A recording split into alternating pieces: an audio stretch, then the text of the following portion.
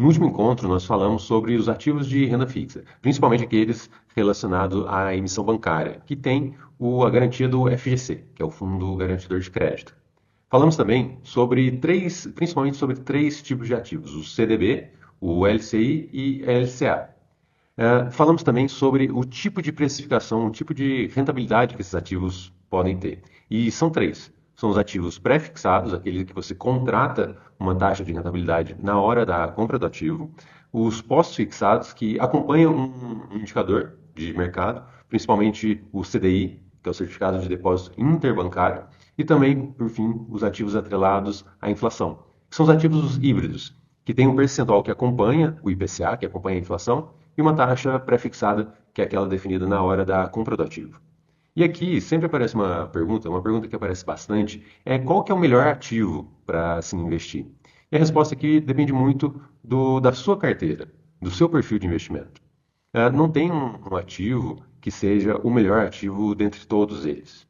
Concorda que cada um tem uma estratégia e uma função diferente, uma vez que o pós-fixado ele acompanha o indicador, o pré-fixado ele estabelece ali uma rentabilidade prevista e o atrelado à inflação ele te protege da inflação, ou seja, ele te dá um ganho real. Então, não adianta a gente tentar acertar o mercado e tentar acertar quando que vai ser, qual que é a melhor taxa e qual que é o melhor momento para garantir aquela taxa.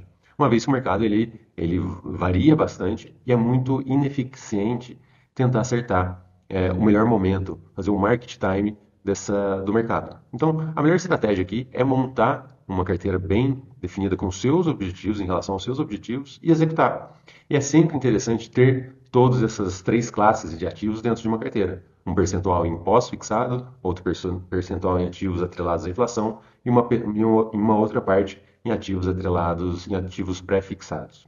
Bom, e hoje nós vamos falar sobre os impostos que incidem sobre esses ativos, sobre a rentabilidade desses ativos. E aqui já fica um ponto bastante relevante. Os impostos que nós vamos falar aqui, que são dois, incidem sobre a rentabilidade dos ativos. Então, o preço, o valor que você investe, ele não é tributado, só o valor que tem a rentabilidade. E quais são esses dois impostos? O primeiro imposto é o IOF. O IOF, ele é uma que o banco estabelece para que o valor investido fique por um certo determinado tempo na instituição.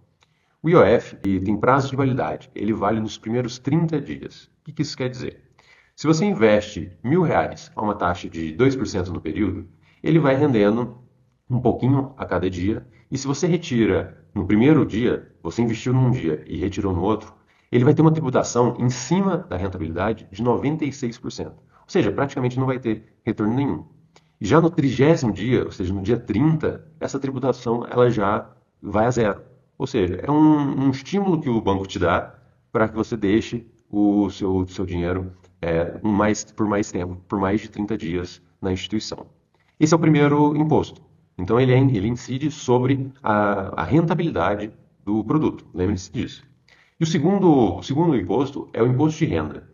O imposto de renda, ele é, como o próprio nome já indica, ele é tributado sobre a renda existente, sobre o aumento de capital. Se você investiu R$ 1.000 e no período rentabilizou 2%, ele vai cobrar sobre os R$ 20 que rendeu. E como que funciona o imposto de renda? O imposto de renda ele tem algumas faixas de tributação que vai diminuindo ao longo do tempo e começa com 22,5%. Então, os ativos que têm um vencimento em até 6 meses, a tributação é de 22,5%. Já os ativos que têm um vencimento de 6 meses até 1 ano, ele tem uma tributação de 20%. E ativos com mais de um ano até 2 anos de vencimento, a tributação é de 17,5%, até chegar nos ativos que têm mais de 2 anos. Aí esses é a alíquota mais baixa, a tributação mais baixa, que é de 15%. Dessa forma, se a gente fizer uma simulação aqui, fiz algumas contas, se a gente investir R$ 1.000 a uma taxa de 10% ao ano, no final de 2 anos, você vai ter um rendimento bruto de R$ 1.210. Esse daí é a rentabilidade bruta. Ou seja, você vai ter um ganho de capital de R$ 210 de forma bruta. Mas como esse ativo ele tem validade de 2 anos, a tributação é de 15% sobre os 210. Dessa forma, você vai ter uma rentabilidade líquida, aquela de onde já foram pagos os impostos, de R$ 178 reais. Ou seja, você investiu 1.000 e no final de 2 anos, nesse caso, você recolheu R$ 1.178 reais. Pessoal, espero que esse programa tenha esclarecido as questões relacionadas à tributação da parte de renda fixa, principalmente ali aquela que a gente está batendo bastante na tecla de emissão bancária.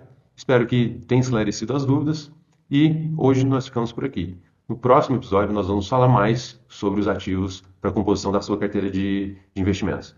Muito obrigado, Ricardo, muito obrigado, boa noite e até o próximo.